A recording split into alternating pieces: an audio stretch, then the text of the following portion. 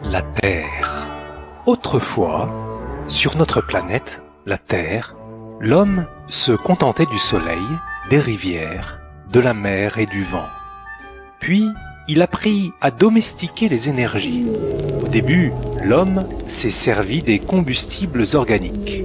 La biomasse, c'est-à-dire le bois et les végétaux, l'aidait à se chauffer, à s'éclairer et à faire cuire ses aliments. Puis, en observant les forces dans la nature, il a compris qu'il pouvait s'aider de la traction animale en la transformant en énergie mécanique.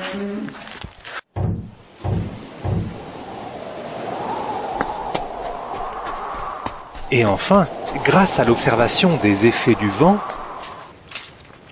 l'homme a eu l'idée d'inventer des moulins à vent et des voiliers en transformant l'énergie éolienne en énergie mécanique.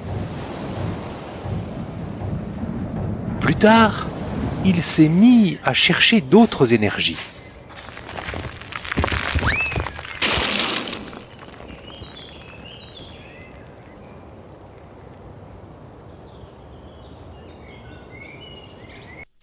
Il a creusé le sol pour y puiser du charbon.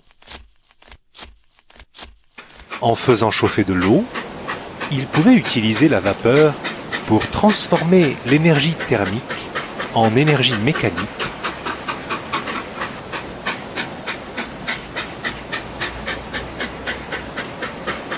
et faire avancer des locomotives.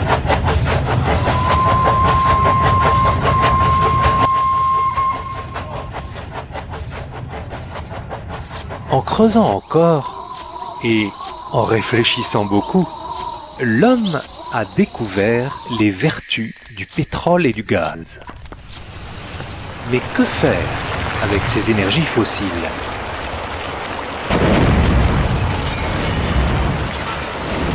Des moteurs à explosion! Le pétrole, transformé en essence, pouvait faire avancer des voitures. Et le gaz pouvait remplacer le bois ou le charbon pour chauffer et s'éclairer.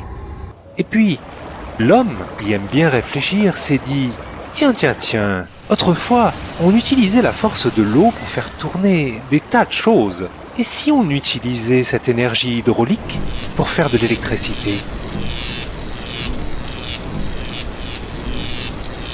Mais l'homme qui continuait à creuser découvrit l'énergie nucléaire grâce à un minerai mystérieux, l'uranium. Il continua donc à faire de l'électricité avec de l'uranium dans des centrales nucléaires.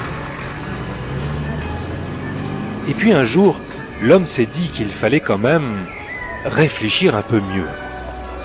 Ne pouvait-il pas s'intéresser de nouveau au soleil, aux rivières, et à la mer et au vent, qui ne polluent pas? Notre planète, la Terre, offre aux hommes de nombreuses énergies renouvelables. Saura-t-il demain les domestiquer ?